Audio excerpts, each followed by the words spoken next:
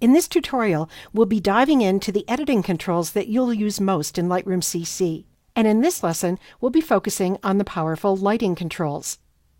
If you're following along with the sample files, add them to Lightroom CC. And then select this photo and press E on your keyboard or go over to the right and click the Edit icon. That takes you to the Edit workspace and pops out this column of editing controls. The light panel at the top of this column contains controls for adjusting what it says, lighting.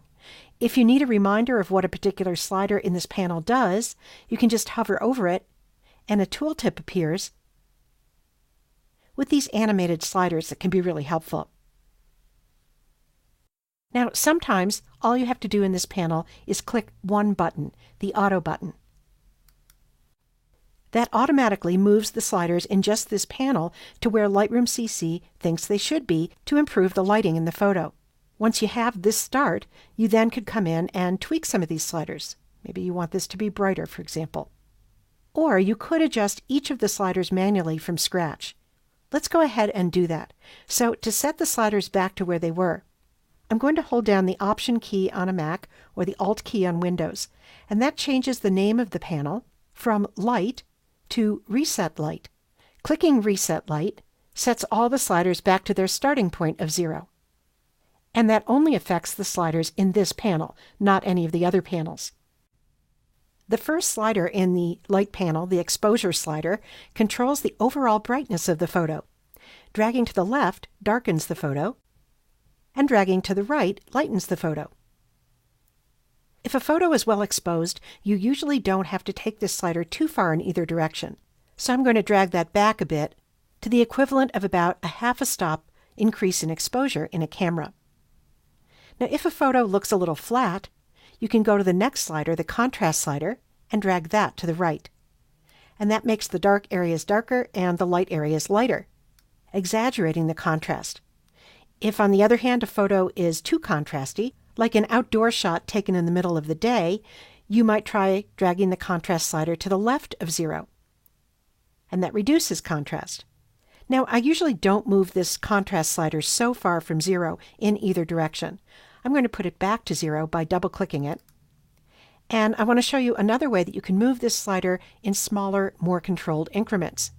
You can come over to the Value field to the right of Contrast, click there, and then tap the up arrow or the down arrow on your keyboard to move the contrast slider just a little bit, like that. And then press Enter or Return on the keyboard. The next 4 sliders, Highlights, Shadows, Whites, and Blacks, give you more targeted control over the brightness of particular tones in the photo. The Highlights slider targets the bright areas of the photo. Dragging the Highlights slider to the right will brighten the highlight areas. Dragging the highlight slider to the left will darken the highlight areas and have the added bonus of bringing out detail in highlight areas like clouds or like the waves on the left side of this photo. So keep your eye on those as I drag the highlight slider to the left. And now we see a lot more detail right over here than we did just a moment ago. The next slider, the Shadows slider, controls the brightness of the darker areas in the photo. Keep your eye on the gray rock as I drag this slider to the left, which darkens those tones. More often than not, you'll want to drag this slider not to the left, but rather to the right to lighten the dark areas and bring out detail there. As you can see now, as I drag this slider to the right, if you keep your eye on the rocks.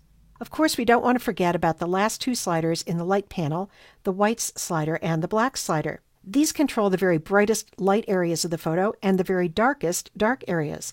Dragging the White slider to the right will add some contrast to the photo by setting the very brightest light areas to pure white. You can, but you don't have to, hold down the Option key on a Mac or the Alt key on Windows and then drag the White slider to the right. Your photo will turn black and soon you'll start to see some tiny bits of white or color.